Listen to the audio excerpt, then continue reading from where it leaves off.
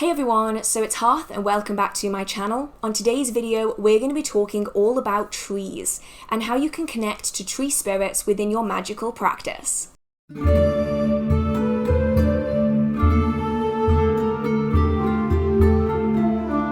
Many of you will likely know that I love working with trees. I have done for my entire magical practice, and I'm hoping that that will continue long into the future. But for those of you who are wanting to get started in tree magic and working with tree spirits, it can be a little bit overwhelming. How do you even get started when it comes to connecting with a plant spirit?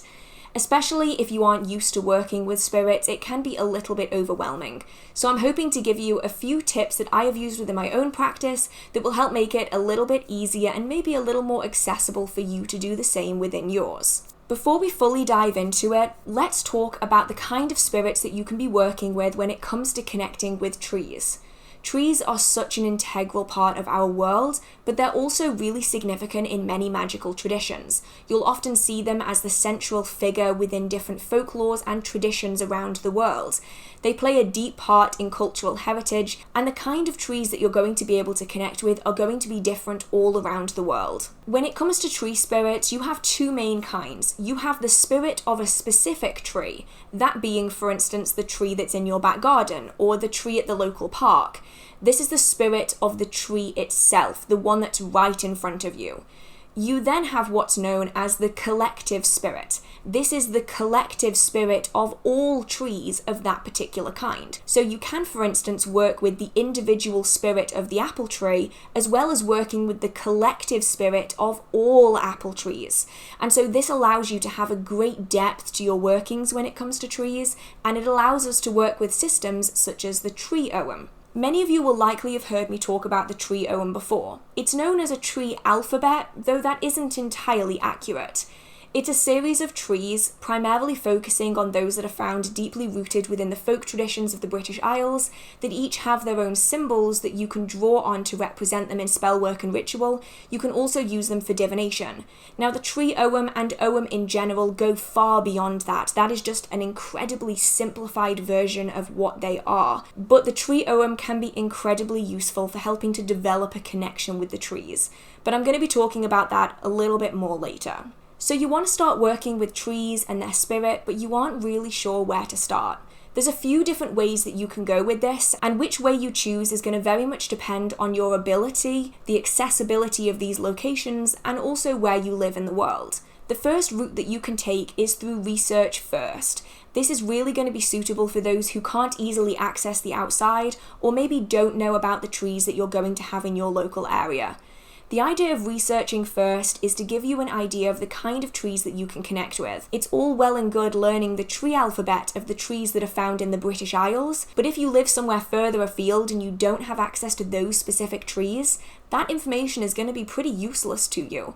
It's much better if you do live outside of the British Isles and you maybe don't know the kind of trees that are around, to do some research first to figure out what you have access to. If you're able to, research your geographical location. Try to figure out the names of the different trees that you have around you, where each of them grows, the kind of landscape that they prefer to be in, and then when you're out and about doing your day-to-day life, try to spot some of these and notice them for later so that when it comes to it, you can go back to that tree and start working with it. Once you've started realizing the kind of trees that are around you, you might also want to deep dive into the folklore and the history of each of these trees. Often trees are deeply ingrained into our folklore and our mythology.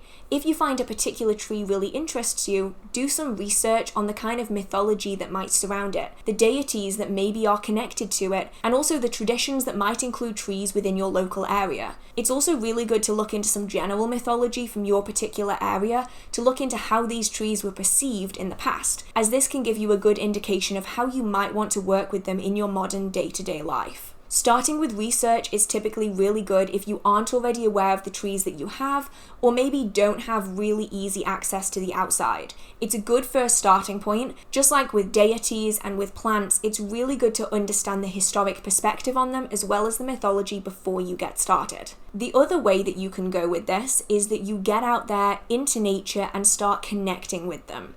Now, connecting with trees is incredibly simple. It sounds like it could be really complicated, but I promise it's really easy. You choose a tree. This could be a tree that you're drawn to automatically, something that just naturally pulls you in. It could be a tree that's local and accessible to you, because you're going to want to be spending time with this tree several times a week ideally, or once every week or so if that's all you can manage. You could also choose a tree based on the mythology that you've researched about it, and so you'll have a bit of a leg up when it comes to understanding what the tree and the energy and the spirit of the tree is all about. You're going to want to spend time with them, and it needs to be active time. And by that I mean you can't be listening to music or scrolling through your phone. You can't be talking to friends or distracting yourself with a book. You need to be present. When it comes to working and connecting with all kinds of spirits, being present is so important. It's the difference between them paying attention to you and opening up to you and completely ignoring you. If you wanted to have a conversation with someone, you wouldn't stand there and be on your phone while you're trying to talk to them. It's rude, and it also shows that you aren't that interested in the conversation.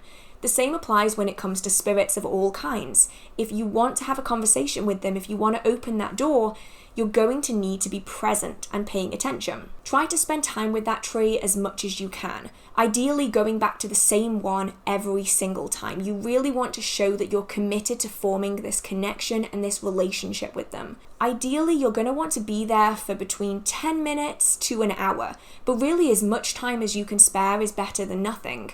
The more time you spend with them, often the quicker the connection will form, but I understand that not everyone can just sit by a tree for an hour and not do anything. People have things to do. People have minds that are full of information, and sometimes you can't just sit there for an hour. So even just 5 or 10 minutes is better than doing nothing at all. While you're there, you're going to want to be paying attention to the tree itself. What colour are the leaves? What is its bark like? What does it feel like? What does it smell like? What seeds does it have? Does it have flowers that you can see? How does it look in that particular season? Because obviously some trees are going to change very dramatically as you go through different seasons.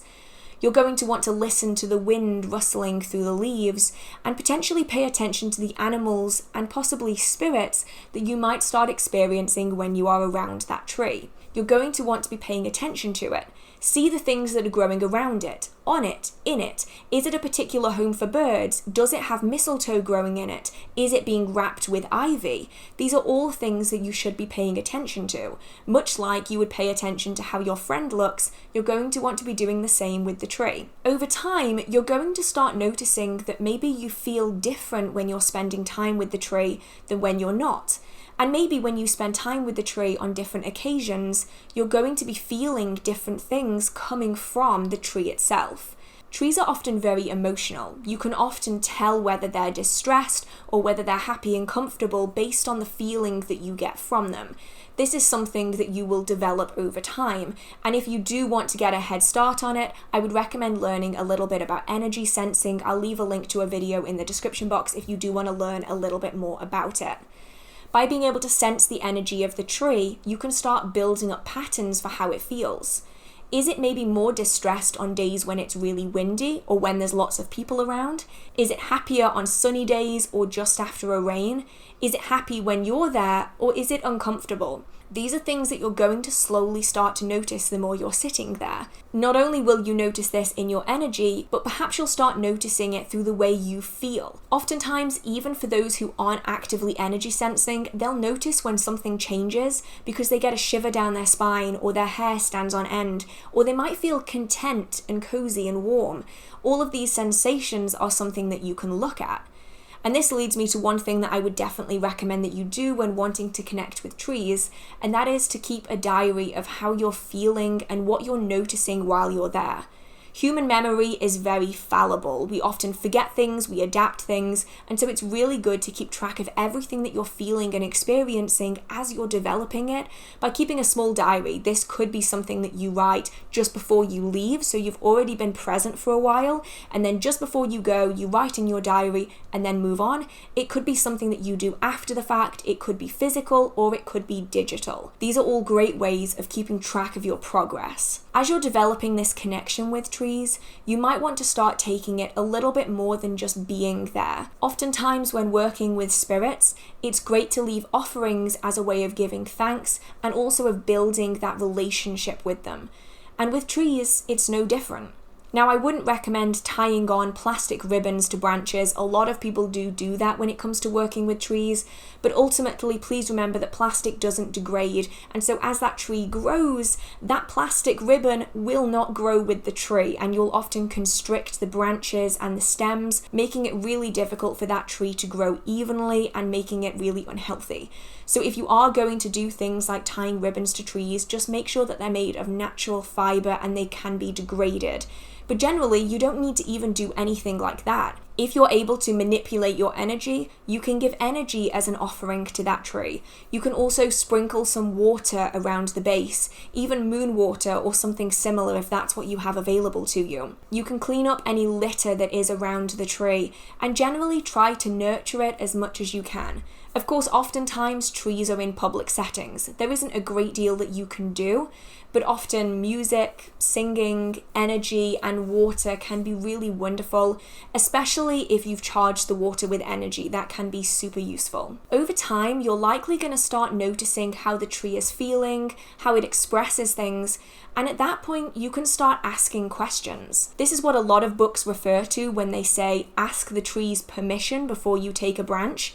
People are often very confused by that sentiment because how do you get an answer from a tree? But what these books often forget to include is that there's often several months of connecting with that tree before you can start asking permission and getting a valid answer, not just creating an answer in your own head. When it comes to asking questions to trees, it's all about figuring out what is a positive response and a negative response. And this is something that you're going to have been building up over the several months that you'll have been doing this.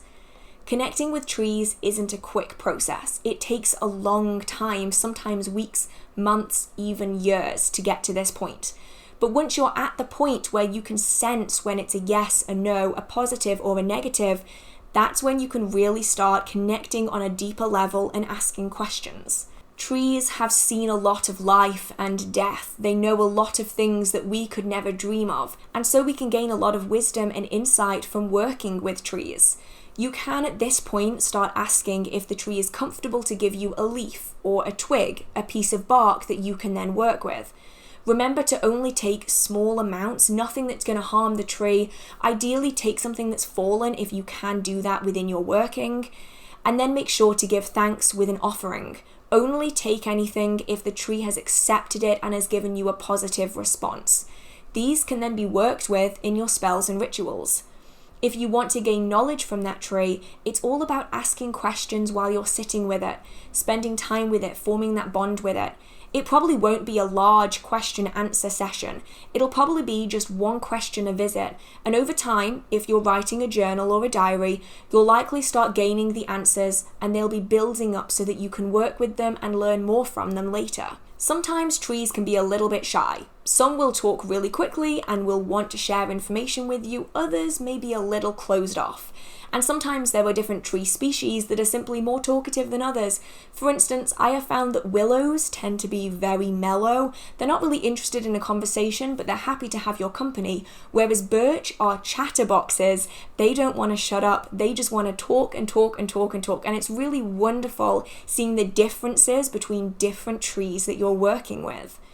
Once you've formed this connection with a specific tree, you can also form connections with the larger trees of that particular kind. Especially if you've had a good relationship with that one individual tree, you can expand that into connecting with that species of tree as a whole. This essentially allows you to work with all birches or all willows, all oaks, not just that particular one. The important thing to remember is not to neglect the relationship that you've developed with the one that you started working with when you start working with others. Make sure that even as you're developing these connections with different trees, you aren't leaving behind the ones that you started with. When it comes to forming connections with the tree collective or the collective spirit of all of that particular species, you're going to want to find it in different areas, see how different trees feel, see how different ones have different energies. And over time, the more you feel the energy of different trees within that species, the easier time you'll have connecting with its energy, which makes it far easier to work with in spell work and ritual. Now at this point, you've connected with one tree and one collective spirit of all of that species of tree. You might then want to branch out into working with other trees as well. As mentioned, just don't neglect the one that you started working with. The process is going to be much the same, but often on the second, third, fourth tree, you'll likely have more experience of how this process will work, you'll likely have developed your energy sensing a little bit further, and you might find that it's easier.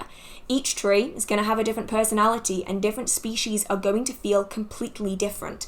So just bear that in mind. If something is a little bit harder than it was the first time, it doesn't mean that you're failing, it's just that each tree has a different personality, and they're going to respond to you slightly differently. So those are the basic steps that I do personally for connecting with trees. But how can you take it further? How can you incorporate that into your spirituality, your divination, your magical tradition? I'll often use different aspects of different tree spirits to be able to amplify the workings that I'm currently doing, essentially working with the spirit of that particular tree and that species of tree to really amplify my workings. I'll do this in the form of oils that have been created from different trees, as well as woods, barks, leaves, seeds, and anything else. I make sure that everything I get is sustainably sourced where possible, or ideally, I'll go and get it myself if I have access to it. Particularly if I do have a tree that I've created a partnership with, I will go to them, ask for their permission, ask for their assistance, and then we'll take a small amount of what I need to incorporate into that working. It's incredibly powerful, and I personally have found that working spellwork and ritual with the trees that I formed relationships with are probably twice, if not more powerful than the spells where I don't use them. I find working with tree allies to be incredibly powerful, and so if I have the choice between using them or not, I will typically always make use of them where they want to be used. That's the important distinction here. Do not just use plant allies and plant spirits for your own benefit. You have to make sure that you're giving them respect, that you're giving them something back, and also that you're asking their permission. If the answer is no, that doesn't mean convince them, and it doesn't mean do it anyway. If a tree doesn't want to work for that particular working, find an alternative. Whether that's finding a different path to take or working that particular spell or ritual in a different way. Just make sure that you don't force them into doing something that they don't want to do, because that's the fastest way to lose a friendship. And you just spent months developing this relationship with that tree. Do not lose it because you wanted to do a working that they didn't want to do. Beyond just working in spells and rituals, you can also use tree perfumes. These can be found in several different shops. I have found some in Starchild that I really enjoy working with. They're essentially the essence of a tree that has been incorporated in such a way that it's safe to use on the skin. These are great if you do want to connect further with that particular tree spirit, the collective spirit, so that you can carry it around in your day-to-day life. For me personally, I love working with oak for this particular form because I really enjoy the protective strength properties of it. And so I do have oak perfume that I wear quite a lot for this specific purpose. You can of course adapt this to what you need. If you have different trees that you work with, you can use different perfumes for different aspects of your life that might need a little bit of assistance. You can also use trees within divination. One of my favourite techniques is using tree ogham. These are a series of wooden staves. Each one is traditionally made of a different tree that makes up the Celtic tree ogham. These staves then have the symbol of their specific tree carved onto them. This is a very time-consuming process, and it can take years to create your own, as you have to form a deep connection with each tree within the Celtic ogham series. And so it can take years, even decades, for some people to finish a set themselves. You can buy them. I would recommend, if you're going to do this, to make sure that you go to someone who is forming a connection with the trees themselves, is harvesting sustainably, and who knows what they're doing. Please don't go to a mass production website and buy staves where you have no idea how the trees have been treated, how they've been harvested, and the person probably doesn't know what they're doing with them. Using the ogham is about respecting the trees. It's about forming that connection with them. And so only a few people would I personally trust with making some. I got my own set of ogham from a local creator that I trusted in creating them about 8 years ago, and I really enjoy working with them, not only for divination, but also in spellwork and ritual. Each of the ogham represents a different tree, and each tree will have a different association within mythology, within folklore. They'll also, if you've got a deep connection with them, have their own unique personality traits that you can then draw on in your spellwork and your readings. Now, the tree ogham are not going to work for everyone. The tree ogham Ogham is based on the trees that are found within the British Isles and probably Western Europe as well. And I would say that if you don't have access to the trees that are a part of the tree Ogham, don't force a relationship with them if you can't connect with them on a one-on-one basis. Your magical practice isn't going to be lesser for it. It just means that you're going to need to connect with the trees in your local area. And if you want to, you can do a similar technique to creating tree Ogham, but instead of using the Ogham symbol of a tree, you instead write the name of that tree on that wooden stave. That way you can still work with them in divination without using the Ogham system if it's something that isn't accessible to you. Everywhere around the world is going to have slightly different varieties of trees, and so make it your own, adapt it to what you have around you. Even if there aren't books on the subject, do as much research as you can into the mythology and folklore in your local area. Try to connect with older members of the community who maybe are well aware of traditions that involve the trees, the plants, and the landscape. Not only could it help deepen your connection with trees, but maybe also with land spirits and different folk beliefs in your particular area. With all that being said, I hope that you do get out there and enjoy building a relationship with trees. Remember that it's not about the final goal, it's about building that relationship. The journey is more important than the final result. And even now, I'm still developing my relationship with trees. The last thing I will say is don't force yourself to make a relationship with every single tree you have in your area. You don't need to if you don't want to. For me personally, I have a handful that I work with far more than all of the others. These are the ones that I formed the deepest connection with. Everyone's trees are going to be slightly different. Some people might work with some better than others. So just see what feels right and don't fret if it's not instantaneous. Making a connection with spirits of all kinds takes time. For some people it's going to take longer than others, but eventually I'm hoping that you'll be able to form these connections for yourselves because they really are beautiful and they're great to work with within spirituality and within witchcraft. So with that being said, I hope you did enjoy this video. Please let me know how you connected with trees if you do work with tree spirits. Do you have any trees in particular that you really love working with? Myself and probably a lot of the community would love to hear about it. If you do enjoy this video, feel free to give it a like, it really means so much to me. If you do want to hear more about working with Ogham as a form of divination, or working with Ogham when it comes to spell work and ritual, please let me know because I would love to do videos on those subjects going forwards. If you do enjoy the magical content on this channel or in this video, feel free to hit subscribe. I try to post magical content every single week. And with that being said, I hope you have a marvelous magical day, and I will see you in the next video. Bye! I just filmed 2 back-to-back videos. I did that video unscripted. Who am I? I don't know. Honestly, I don't know. I'm really hoping that I can get that edited because I am going away. This video is going up and I'm already away. So I'm pre-filming it. I was meant to have scripted it. I just sat here and I was like, you know what? No, we are doing this. So let's hope that wasn't too rambly because I really don't want to film an entire video about tree spirits again. I love tree spirits. There's only so much I can talk about, my voice is going, so fingers crossed that that went well. Okay, bye.